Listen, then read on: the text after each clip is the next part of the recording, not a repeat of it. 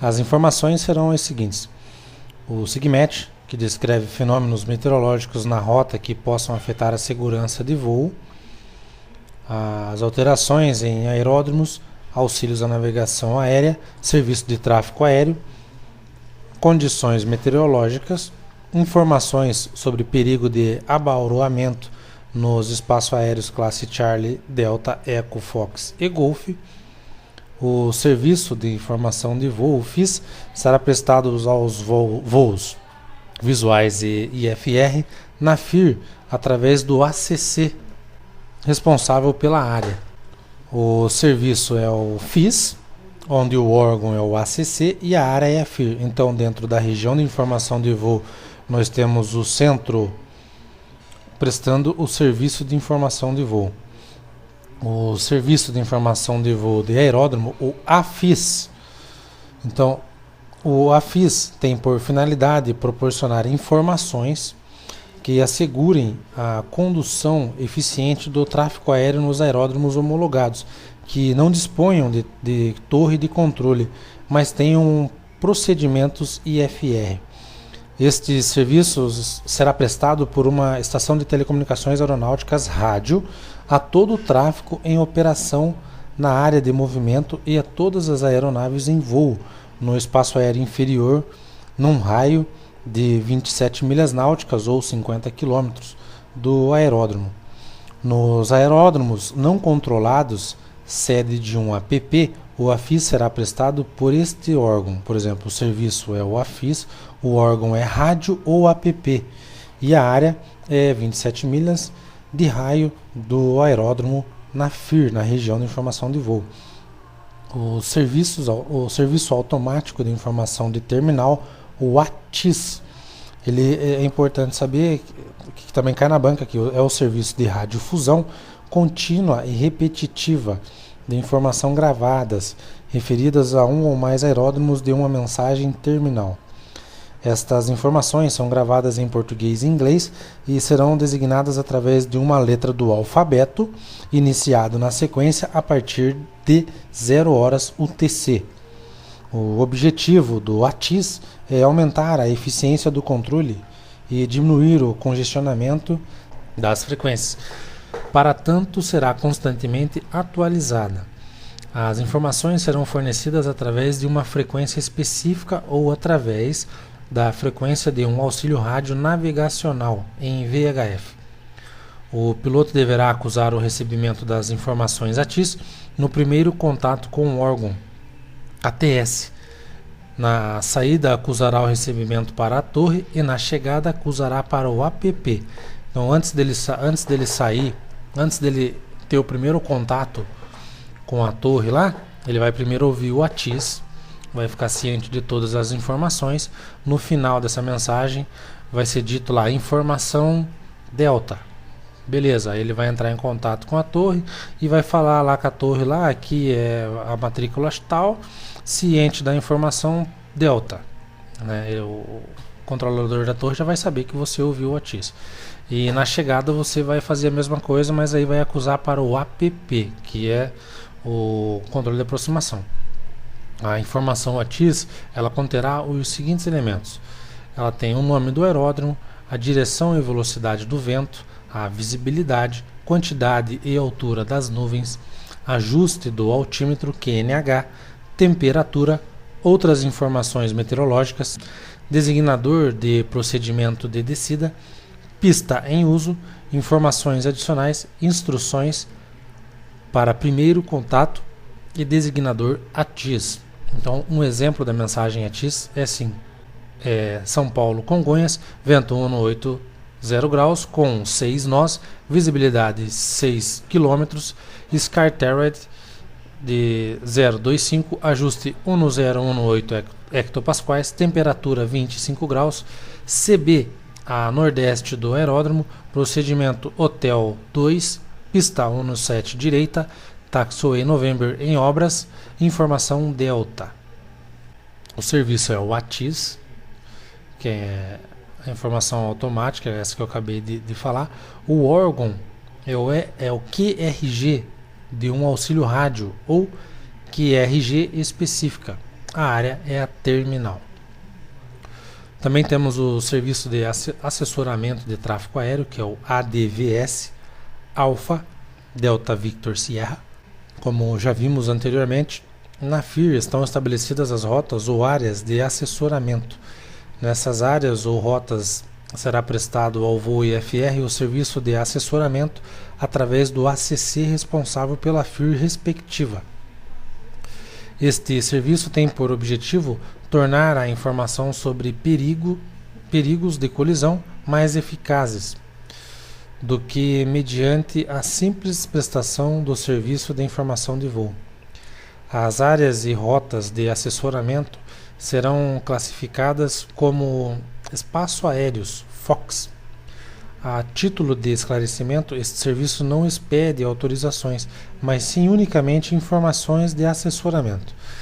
E usa as palavras assessora ou sugere quando propõe medidas às aeronaves. Portanto, compete ainda ao piloto em comando decidir se seguirá ou não as sugestões dos órgãos ATS. Em qualquer caso, que deverá comunicar sua decisão ao órgão que presta o serviço de assessoramento. Então, o serviço prestado é o assessoramento, o órgão que presta esse serviço é o ACC, o centro, e a área é a área ou rota de assessoramento. Temos também o serviço de alerta, o AS, é o serviço prestado para notificar aos órgãos de busca e salvamento a respeito das aeronaves que necessitem de ajuda e para auxiliar tais órgãos no que for necessário. O serviço de alerta será prestado por todos os órgãos ATS às aeronaves. Então, voando IFR visual, exceto aqueles cujo voo não tenha sido notificado aos órgãos ATS, que se saiba ou se suspeite de que estejam sendo objetos de interferência ilícita. Temos aqui um quadro geral, o Serviço de Tráfego Aéreo ATS. Temos o ATC, Serviço de Controle. Então, dentro do Serviço de Controle, nós temos aqui o Serviço de Controle de Aeródromo, onde o órgão é a torre e a área é a ATZ, controlada ou circuito de tráfego. Também temos o controle de aproximação, onde o órgão é o APP e a área é o CTR e TMA, terminal. Também temos o serviço de controle de área, onde o órgão é o ACC, o centro, e a área é UTA e CTA. O FIS, Serviço de Informação de Voo. Aqui o serviço é Informação de Voo, onde o órgão é o ACC e a área FIR. O serviço também do AFIS, onde o órgão é o rádio ou APP, e a área de 27 milhas náuticas do aeródromo na FIR. O serviço também do ATIS, o órgão da frequência de auxílio rádio ou frequência específica, a área terminal. O serviço também de assessoramento, onde o órgão que presta serviço é o ACC e a área é a área ou rota de assessoramento. Também temos o AS, Serviço de Alerta, onde o serviço é o alerta, o órgão é qualquer órgão ATS ou explorador, piloto ou pessoa, e a área todo o espaço aéreo. Capítulo 5 agora, o serviço ATS prestados nos aeródromos. Aqui, os aeródromos brasileiros, na sua grande maioria, não possuem nenhum tipo de serviço ATS, por se tratarem de aeródromos privados. Apesar disso, existem muitos aeródromos controlados e outros tantos onde se presta o serviço de informação de voo de aeródromo, que é chamado de AFIS. Então, eu vou falar aqui de duas modalidades de serviço ATS e também a operação no aeródromo que não tenha nenhum serviço ATS. O aeródromo controlado, ele tem o serviço de controle de aeródromo, onde o órgão que faz esse controle é a torre e a área é a ATZ controlada ou o circuito de aeródromo controlado. O serviço de controle de aeródromo tem por objetivo também conseguir um movimento de tráfego aéreo seguro, ordenado e rápido para evitar abauroamento entre aeronaves, que no caso que estejam no circuito de tráfego de aeródromo, que estejam na área de manobras, pousando ou decolando, e veículos e pessoas operando na área de manobras, além dos obstáculos existentes nessa área. Então, a torre aqui A condição básica para a prestação do serviço de controle de aeródromo é a existência de uma torre. Porém, isso não implica necessariamente na existência de uma ATZ. Por outro lado, existem ATZ que não são controladas, logo não possuem também uma torre. Tudo vai depender das necessidades do local. Os principais aeródromos do país são controlados e homologados para a operação IFR.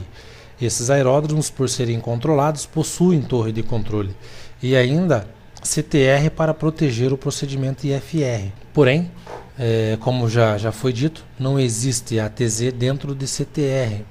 Portanto, o controle de aeródromo é exercido somente no circuito de tráfego desses aeródromos. Podemos concluir que a torre tem jurisdição somente em duas áreas. Na ATZ, de aeródromo controlado, que possui torre, ou no circuito de tráfego de aeródromo controlado que esteja dentro de uma CTR. Temos as autorizações e informações. A torre, para exercer o serviço de controle, emite autorização e informação a respeito de tráfego conhecido. As autorizações são normalmente transmitidas via rádio. Por essa razão é proibido o voo de aeronaves sem rádio, ou com esse inoperante, em aeródromos controlados. Apesar disso, em alguns casos especiais ou numa eventual falha de comunicação, as autorizações poderão ser transmitidas via sinal luminoso.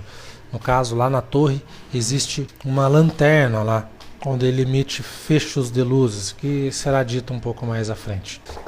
Então, aqui nos casos seguintes, aqui mediante prévia coordenação com a torre, as aeronaves poderão voar sem contato rádio em horário que não cause prejuízo ao tráfego. Por exemplo, planadores ou aeronaves sem rádio pertencentes a aeroclubes sediados nesse aeródromo, ou no caso de translados de aeronaves sem rádio. Mas mesmo que a aeronave esteja em contato com a torre, é possível que uma autorização emitida não possa ser cumprida pela aeronave, em fase a sua performance ou por outra razão qualquer. Quando isso acontecer, a aeronave deverá solicitar uma nova autorização, a qual será atendida sempre que não houver prejuízo ou conflito de tráfego aéreo. Por exemplo, a torre solicita que a aeronave exerça uma certa manobra, da qual a aeronave não pode, ou ela não tem, tem certas limitações e não pode executar o que a torre está solicitando. Então o piloto vai solicitar uma nova autorização, a qual a torre com certeza vai sempre atender, desde que não haja algum, é complicado, desde que não haja nenhum conflito de tráfego aéreo. A comunicação bilateral entre a aeronave e a torre é essencial para o serviço de controle de aeródromo. Portanto, cabe ao piloto fazer a chamada inicial para estabelecer o primeiro contato com a torre, né? Porque a torre não tem como adivinhar se o cara está voando ou não. Tudo bem que ela pode estar ciente do plano de voo, mas quem vai fazer a primeira chamada é o piloto. Manter a escuta permanente da mesma a partir do momento em que os motores são acionados até a parada total dos motores. Manter-se em condições de transmitir a qualquer momento na frequência da torre, cumprir as autorizações e prestar informações úteis ao controle e à segurança de tráfego aéreo. Por exemplo, você também, além de estar voando, você também pode prestar um serviço de informação ali, no caso de você estar voando e deparar com um balão. Você pode muito bem chamar a torre ou ali o órgão daquela região específica e informar, eu estou aqui a tantos pés, sentido tal, rumo tal, aproximadamente tal área, e eu tenho aqui um balão aqui. Aí esse órgão vai transmitir essa mensagem para as demais aeronaves que estiverem na sua proximidade ali.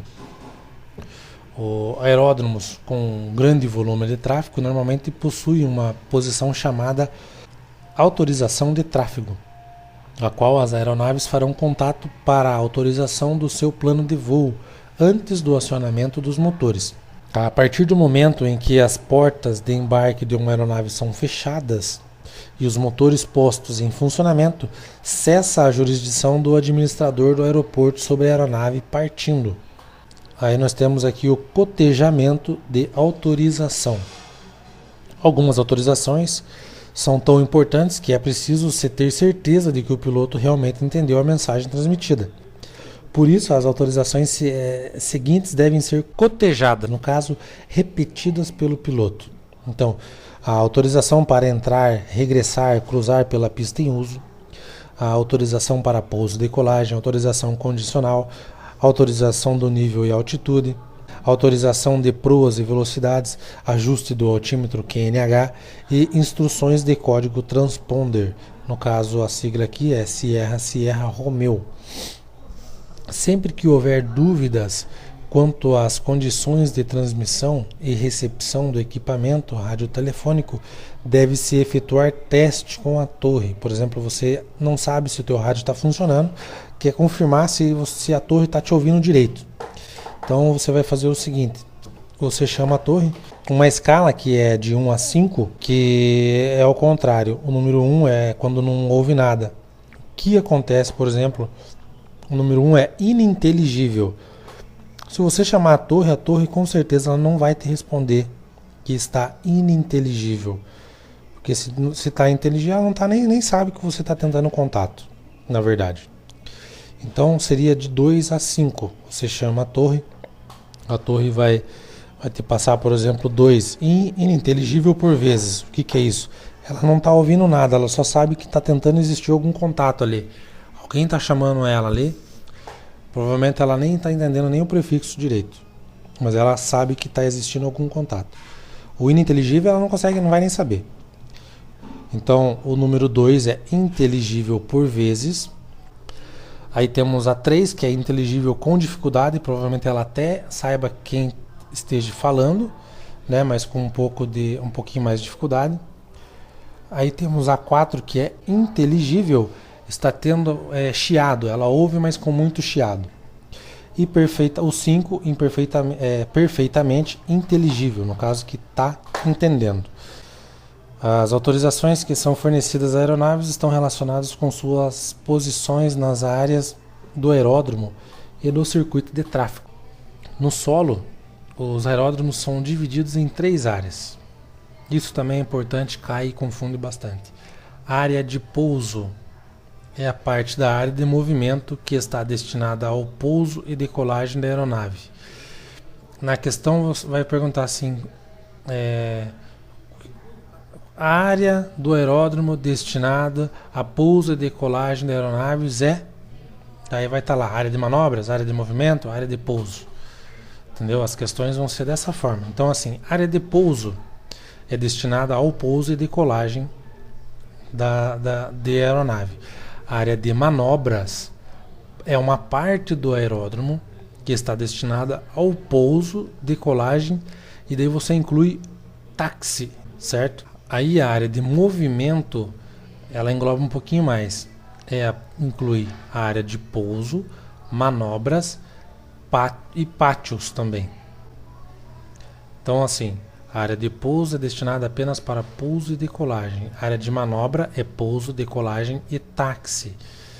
A área de movimento inclui pouso, decolagens, a parte de táxi e pátios. O controle das aeronaves no solo será exercido pela torre na área de manobras, que, como vimos, inclui a pista de rolagem e as pistas de táxi.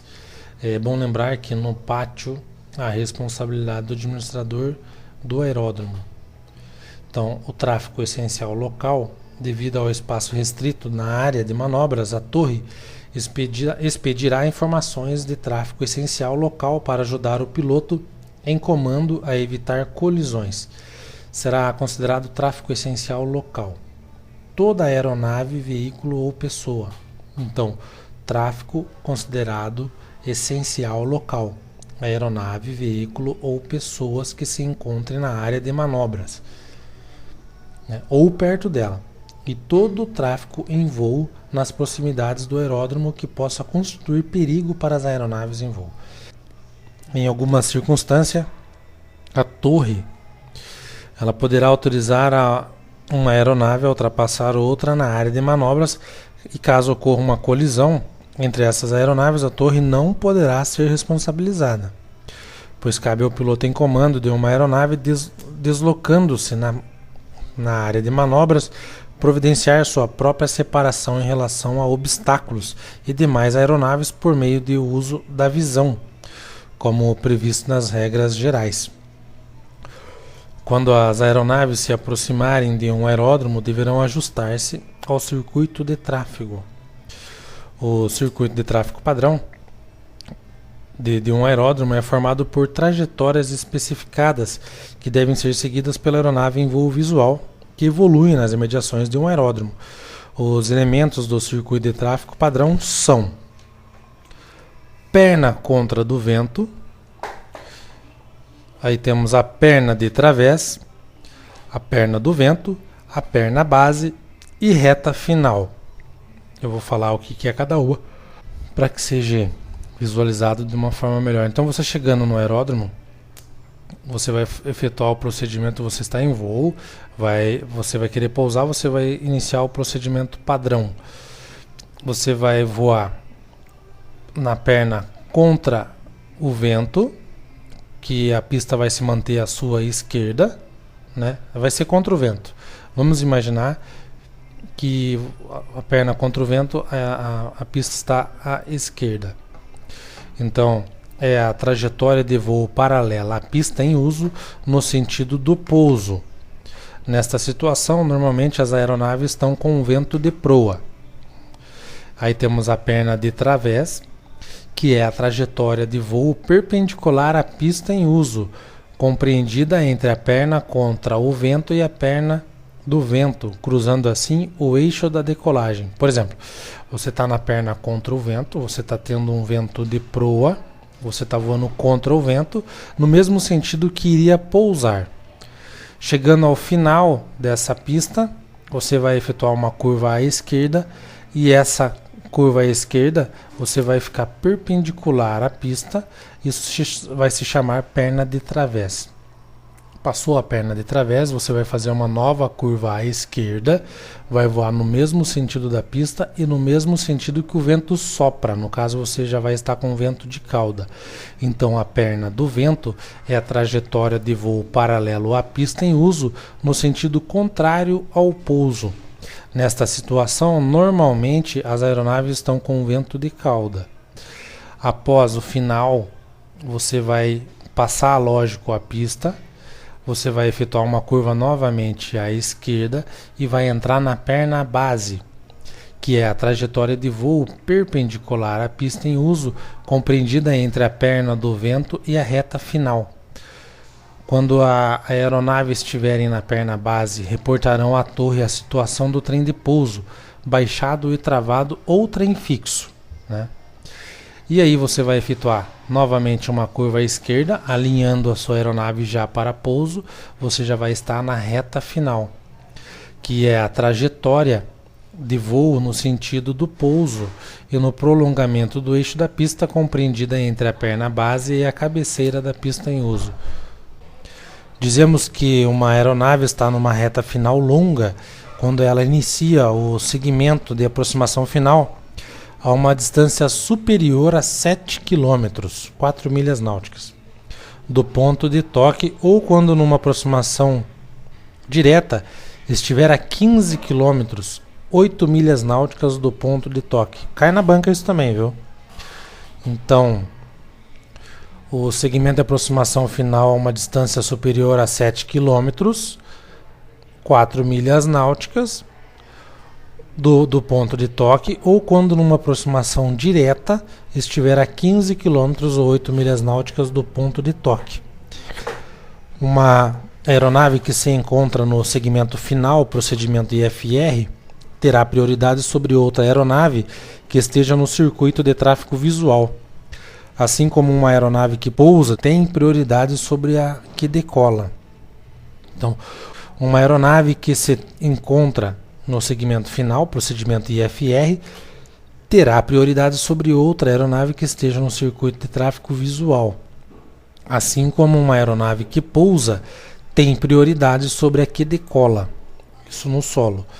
O circuito de tráfego padrão será efetuado a uma altura de 500 pés para helicópteros, 1.000 pés para aeronaves a hélice e de 1.500 pés para aeronaves a jato, sobre a elevação do aeródromo e todas as curvas realizadas pela esquerda, como geralmente é no tráfego padrão. Então, assim, entrou no tráfego padrão uma aeronave, um helicóptero vai fazer o mesmo procedimento, todas as curvas à esquerda, só que numa altitude de 500 pés. O aviãozinho a hélice a 1.000 pés e o a reação a 1.500 pés. Em alguns aeródromos, porém, o circuito de tráfego não é padrão. Assim sendo, eles serão representados em cartas VAX, no caso que são as cartas de aproximação visual. Compete ao piloto, em comando, ajustar a velocidade e a distância no circuito de tráfego de acordo com a performance da aeronave. Por exemplo, aeronaves maiores ou mais velozes executarão um circuito de tráfego mais distantes da pista. Nos aeródromos controlados é necessária autorização para ingresso no circuito de tráfego. As aeronaves voando visual deverão solicitar tal autorização a pelo menos 5 minutos antes da entrada do circuito ou para cruzamento do aeródromo. Aí temos também posições críticas. As posições críticas, que são as posições em que as aeronaves no circuito de tráfego ou na área de manobras de um aeródromo normalmente recebem autorização ou instruções da torre, quer por rádio ou por sinais luminosos. Então, na posição crítica número 1, a aeronave solicita autorização de táxi para decolagem ou para dirigir-se outro local no aeródromo. No caso, a aeronave ainda está desligada, né, para entrar em funcionamento. A posição crítica número 2 é o ponto de espera. No caso, próximo à cabeceira da pista, onde normalmente nessa posição os motores são testados. Aonde que são testados os motores? Na posição crítica número 2. Se houver tráfego que possa interferir a aeronave que vai partir, será mantida neste ponto a 90 graus com a direção de pouso. Quando duas ou mais aeronaves atingirem essa posição, as mesmas deverão manter-se 45 graus. Por exemplo, são duas aeronaves que uma está no ponto de espera e a outra está logo atrás. Então, elas vão se manter em um ângulo de 45 graus uma da outra, para quando a que estiver prestes a ingressar na pista, quando efetuar o teste de motor ali, não prejudicar a aeronave que estiver atrás.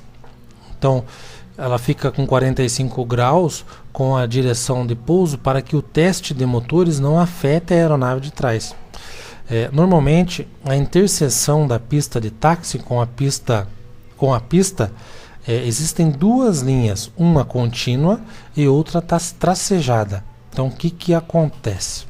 Ela tem aqui, quando você para o aviãozinho no ponto de espera, número 2, da pista de táxi para ingressar na pista, você vai ter a faixa contínua, porque significa que você vai ter que parar ali. Não vai poder simplesmente ingressar na pista, a não ser que seja autorizado. Agora, ela tem a pista tracejada no sentido da pista para táxi, porque o aviãozinho que pousa, ele pode simplesmente entrar direto ali para táxi, para poder taxiar, para livrar logo a pista. É como se fosse uma barreira ali, entendeu? A linha contínua barra o aviãozinho de ingressar na pista sem autorização, e a linha tracejada permite que o aviãozinho que pousou ingresse na pista de táxi, sem barrar ela, sem ter que ficar parado esperando a autorização. A linha contínua aqui indica que é proibido ultrapassar para ingressar na pista, foi o que eu acabei de falar. É necessária autorização do órgão ATC. E a linha tracejada, ao contrário, indica que uma aeronave que pretenda livrar a pista por essa interseção não precisa de autorização. É exatamente o que eu acabei de falar. Quando essas marcas não forem visíveis ou não existirem, as aeronaves deverão manter-se a uma distância não inferior a. Isso é importante, tá? Quando a pista for de 900 metros, você vai manter uma distância dela de 50 metros, lateralmente. Quando a pista for abaixo de 900 metros, quando ela for até 899, você vai se manter uma distância de 30 metros. Na banca cai uma questão lá, ela cai perguntando qual é a distância que você vai manter da pista quando a pista tem 900 metros. Automaticamente a resposta é 50 metros. E daí a outra questão geralmente é quando é a mesma, só que daí a pista tem 800 metros. Aí a resposta é 30 metros. Então eu vou ler aqui só para ficar bem segmentado. Então, 50 metros da lateral da pista quando o seu comprimento for igual ou superior a 900 metros. E 30 metros da lateral da pista quando o seu comprimento for inferior a 900 metros. No caso, 899 para baixo. A posição crítica número 3 é a posição da aeronave alinhada na cabeceira da pista, prestes a dar full potência, sentar o pé e voar. Então, nessa posição, a aeronave receberá autorização para decolagem, caso não tenha sido autorizada na posição número 2. Quando iniciar a corrida de decolagem, o transponder deve ser acionado. Então, quando for iniciar, não durante a corrida, certo? Você recebeu autorização para correr, você liga o transponder, full potência e bye bye. Cai questão perguntando qual é a posição crítica onde você deve ligar o transponder. É a posição número 3. Temos a posição crítica número 4, é a posição da aeronave no circuito de tráfego que vai do ponto médio da perna do vento até o ponto médio da perna base. Essa posição crítica número 4 é a única que você faz em voo.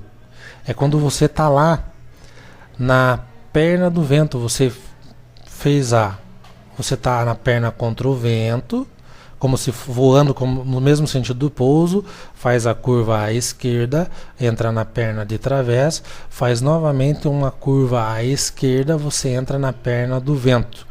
Aí quando você está no meio praticamente ali da pista, você já está na posição número 4. Então nessa posição será dado o número da sequência para pouso ou a autorização para pouso, no caso aí já entrando na perna base. A posição número 5 é a posição da aeronave da pista após o pouso. Nessa posição será dada a hora do pouso e autorização de táxi. É a posição onde você vai desligar a aeronave e tudo mais. Imediatamente após o pouso, a aeronave deverá desligar o transponder, independente de autorização. E temos também a posição número 6.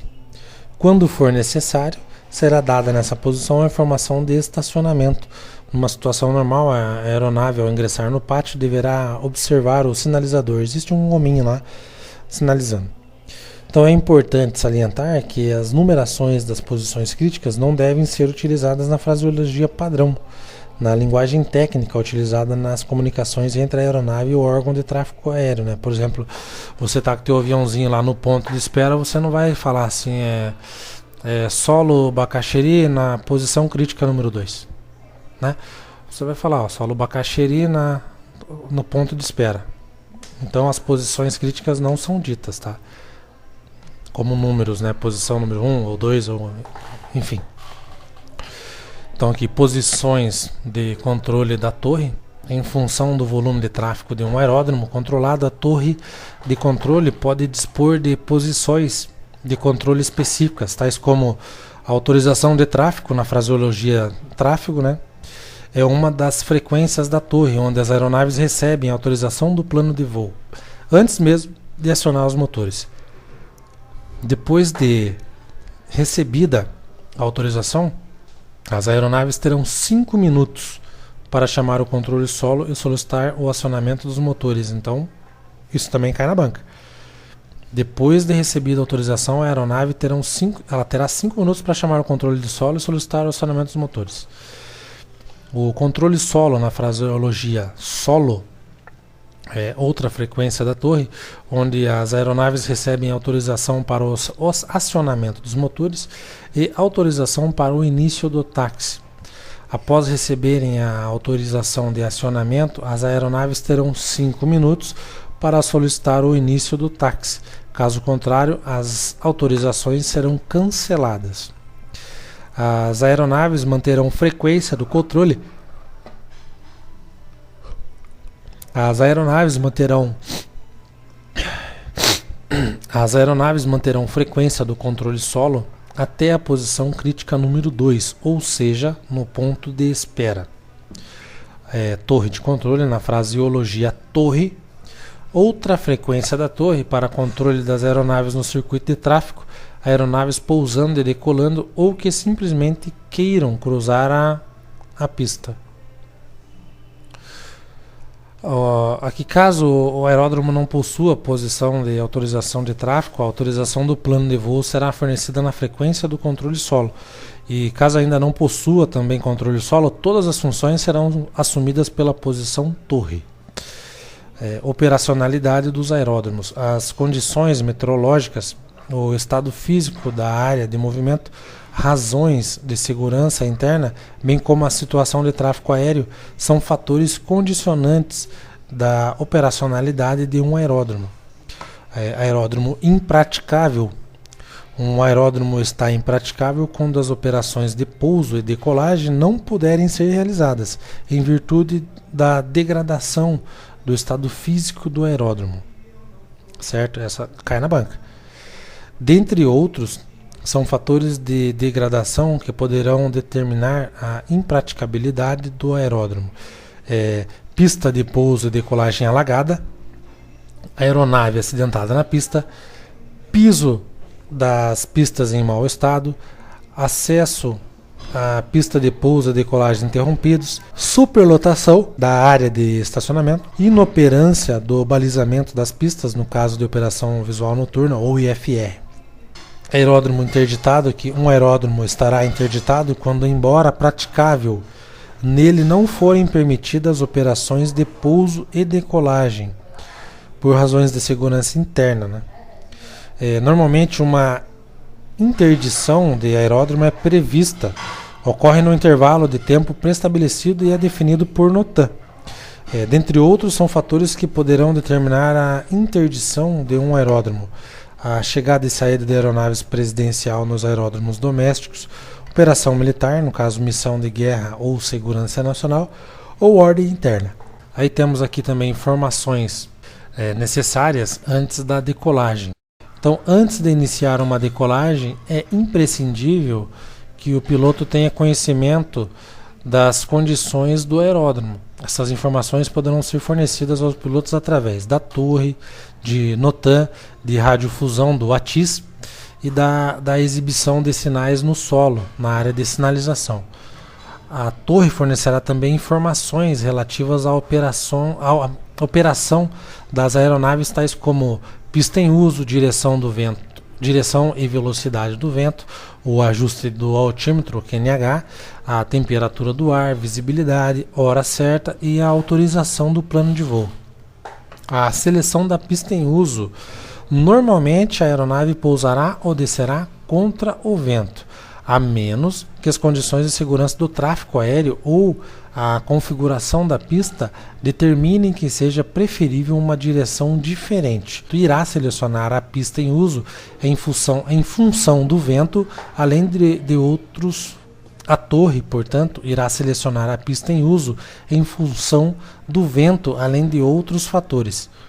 A expressão pista em uso é empregada para indicar a pista cabeceira que a torre considera mais adequada para pouso ou decolagem, levando em consideração a direção e velocidade do vento de superfície, os circuitos de tráfego do aeródromo,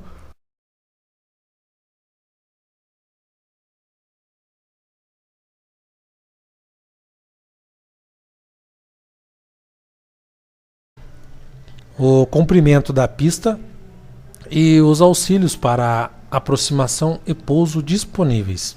Então, na fraseologia padrão, será usada a expressão vento calmo somente quando o vento for inferior a um nó. Vento calmo é somente quando for inferior a um nó. Entendeu? Nunca jamais será Vento calmo com 2 nós, está errado. Vento calmo com 6 nós, está errado. Abaixo de 1 nó. Então, 0 de vento. Quando é 0 de vento, aí sim é vento calmo. Quando o vento de superfície for de velocidade inferior a 6 nós e 10 km, as aeronaves serão normalmente instruídas a usar a pista que oferecer maior vantagem, desde que não haja prejuízo ao tráfego do aeródromo. Isso aqui cai exatamente, isso aqui também na banca, exatamente isso aqui, ó. Perguntando assim, ó, quando que serão instruídos a usar a pista que oferecer maiores vantagens, desde que não haja prejuízo ao tráfego do aeródromo. Aí vai ter as opções A, a resposta é quando a velocidade for inferior a 6 nós ou 10 km. Aí compete ao comandante da aeronave também decidir, caso seja necessário, a decolagem de outro ponto da pista que não seja a cabeceira ou quando as condições de vento forem desfavoráveis.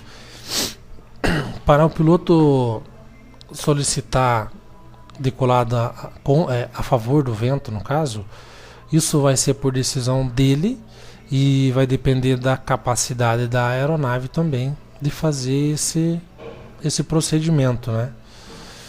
Então aqui temos os mínimos meteorológicos para operações visuais no aeródromo. Todo voo inicia e termina no aeródromo e é lógico que deverão existir condições mínimas de visibilidade e teto para que a aeronave possa operar com segurança. Então entende-se por visibilidade como sendo a capacidade de se avistar e identificar de dia objetos proeminentes que se destacam, não iluminados, e à noite objetos prominentes iluminados. E teto, a altura acima do solo ou água da base da mais baixa camada de nuvens. Então, abaixo de 6.000 metros, equivalente a 20.000 pés, que cobre mais da metade do céu. A torre é o órgão credenciado para avaliar as condições meteorológicas nos setores de aproximação e de decolagem do aeródromo. É importante lembrar que o METAR é um boletim horário que fornece apenas informações meteorológicas gerais nas proximidades de um aeródromo. Os mínimos meteorológicos de aeródromo para operação visual de aeronaves de asa fixa e asa rotativa, no caso de avião ou helicóptero, então diurno ou noturno, são os seguintes. Os mínimos meteorológicos diurnos e noturnos para a operação visual no aeródromo é a aeronave, no caso avião e helicóptero. Então, a aeronave no período, o avião diurno, noturno, helicóptero, vou falar de uma forma mais fácil. Eu vou falar a aeronave, o período, o teto e a visibilidade. Então, a aeronave, o avião, no período diurno, noturno, o teto é de 1.500 pés e a visibilidade de 5.000 metros. Isso é o mínimo. O helicóptero, a aeronave helicóptero, asa rotativa, o período diurno é um teto de 600 pés e a visibilidade de 1.500 metros. E o helicóptero noturno é um teto de 1.000 pés e uma visibilidade de 3.000 metros. Então nota que em meteorologia existem a sigla CAVOC, que é o rádio céu. Em meteorologia existe a sigla CAVOC, que indica teto e visibilidade ok, e que também significa uma visibilidade de 10 km ou mais, nenhuma nuvem abaixo de 1.500 metros ou 5.000 pés, não existe CB, cumulonimbus, e nenhuma precipitação, trovoada, nevoeiro ou outro fenômeno meteorológico. Céu de brigadeiro, né? O céu está limpinho. Existe uma categoria de voo exclusiva para aviões chamados visual especial, regra de voo visual especial, que utiliza mínimos inferiores ao estabelecido para o voo visual comum.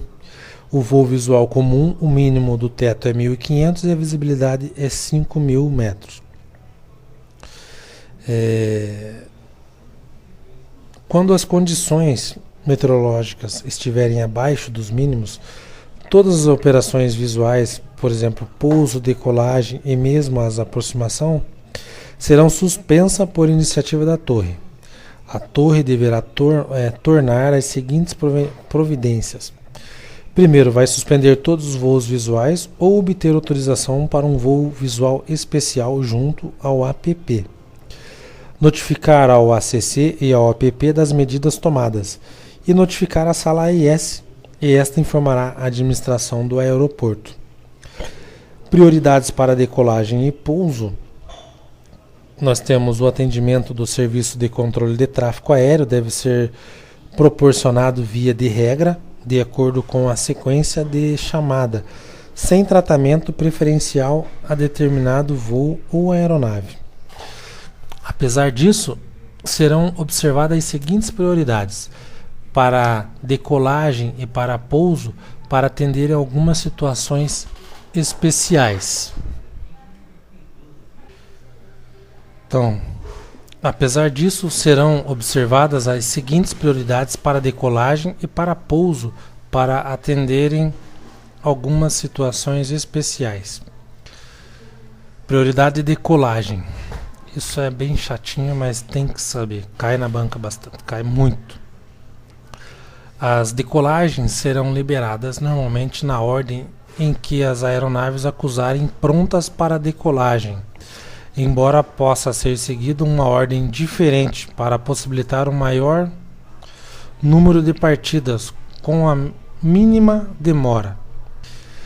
Entretanto, independentemente da sequência em que iniciarem o táxi ou chegarem ao ponto de espera, posição 2, será observada a seguinte sequência na decolagem. Primeiro, a aeronave em missão de defesa aeroespacial. 2. Segunda, a aeronave em operação militar, no caso missão de guerra ou segurança interna. Terceiro, a aeronave transportando ou destinada a transportar enfermo ou lesionado em estado grave, que necessite de assistência médica urgente ou órgão vital destinado a transplante em corpo humano. Quarto, a aeronave em operação busca e salvamento, a aeronave conduzindo a presidente da República, a aeronave em operação militar, manobra militar, e o sétimo, demais aeronaves na sequência estabelecida. Existe aqui um esqueminha que eles fazem para você decorar, para você saber a prioridade de decolagem. Então você anota a prioridade de decolagem do spot. Então é Delta, Oscar, Eco, Sierra, Papa, Oscar, Tango. Por quê? Delta de defesa aeroespacial, Oscar de operação militar, Eco de transporte de enfermo, Sierra, que é o de operações SAR, busca e salvamento, o Papa, que é da presidente, o Oscar, novamente operação militar, manobra militar, e o Tango, que é as demais aeronaves na sequência estabelecida pela torre. Então é do spot. Aí temos a prioridade de pouso, que eu já vou falar a sigla que fala de peso pote. Peso pote, o pote é pesado, no caso o peso pote. Então seria na prioridade de pouso, peso pote é planadores, o primeiro. O segundo, transportando enfermos ou órgãos, né, para transplante. O terceiro, o Sierra, que é de busca e salvamento. O quarto, Oscar, operação militar, missão de guerra ou de segurança interna. Quinto, que é o Papá, no caso, conduzindo a presidente. O sexto, Oscar, operação militar. E o sétimo, as demais aeronaves na sequência estabelecida pela torre. Então, para decolagem, existe o do spot. Aí você vai ter que lembrar que o D é de defesa, Oscar operação militar, Eco de enfermo e tudo bem. E prioridade para pouso, o peso pote. E o peso pote é planadores, enfermo, busca e salvamento, operação militar, presidente, operação militar, no caso manobra militar, que o quarto aqui é missão de guerra. E daí o sétimo é a sequência estabelecida pela torre.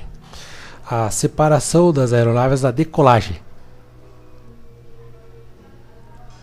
Em condições normais, a aeronave que pousa terá prioridade sobre as aeronaves que acusa pronto para decolar no ponto de espera, que é lá a posição número 2. E nenhuma aeronave será autorizada a decolar até que a aeronave que a precede tenha atingido uma das situações abaixo. Então aqui. Então, em condições normais, a aeronave que pousa terá prioridade sobre a aeronave que acusa pronta para decolar no ponto de espera 2. Em aeródromos com grande volume de tráfego, as torres se empenharam. Em aeródromos com grande volume de tráfego, as torres se empenharão no sentido de manter a pista de pouso e decolagem ocupada o menor tempo possível. Para tanto, as aeronaves serão orientadas a decolar de imediato ou livrar a pista de imediato. Então, decolagem imediata consiste num procedimento executado por uma aeronave autorizada pela torre, em que ela irá taxiar o mais rápido possível para a pista em uso, em movimento contínuo e sem deter-se nela, decolar imediatamente. No caso, ele não vai ficar no ponto de espera, ele simplesmente vai ingressar na pista e já vai levantar voo. A pista de táxi de saída rápida, ela forma praticamente uma letra Y. A pista com a pista de táxi formam praticamente uma letra Y. Ela é projetada para determinar que as aeronaves que pousam possam livrar a pista com velocidade maiores do que as usadas em pista de táxi com ângulo de 90 graus. Porque o aviãozinho pousa, ele vai ter que praticamente parar a aeronave em cima da pista em uso, efetuar uma curva de 90 graus para ingressar na pista de táxi. Tendo a pista de 45 graus, ela não precisa parar a aeronave, ela vai diminuir a velocidade, óbvio, mas vai sair com uma velocidade superior a que sairia com 90 graus. Também temos a esteira de turbulência, que a esteira de turbulência é o efeito da massa ar em rotação, que se origina nas extremidades das asas, causando um turbilhonamento. A turbulência será maior quanto maior for a aeronave. Então, quanto maior for a aeronave, maior a turbulência. Os 3 efeitos básicos da esteira de turbulência sobre as aeronaves são o balanço violento, a perda de altura ou de velocidade ascensional e os esforços na estrutura. O maior risco, sem dúvida, é quando a aeronave encontra-se em fase de aproximação final, onde está numa situação crítica com relação à velocidade, empuxo, altitude e tempo de reação. Para efeito de esteira de turbulência, as aeronaves foram classificadas em 3 categorias de acordo com o peso máximo de decolagem declarado no certificado da aeronavegabilidade. Eu vou falar só uma, que é que você vai ter que decorar. Só uma. Inferior a 136 mil quilos e superior a 7 mil quilos é a classificação da aeronave média. Então, um avião que tem de 7 mil quilos a 136 mil quilos, a classificação dela é média. Beleza. A partir daí você automaticamente já sabe que a leve é considerada até 7 mil e a pesada acima de 136 mil quilos. Beleza? Decore sua média que você automaticamente vai saber as outras. Agora também assim, a média é inferior a 136 mil quilos, que é referente, equivalente a 300 mil libras. E superior a 7 mil quilos, que é equivalente a 15.500 libras, tá? Beleza. O mínimo de separação para esteira de turbulência.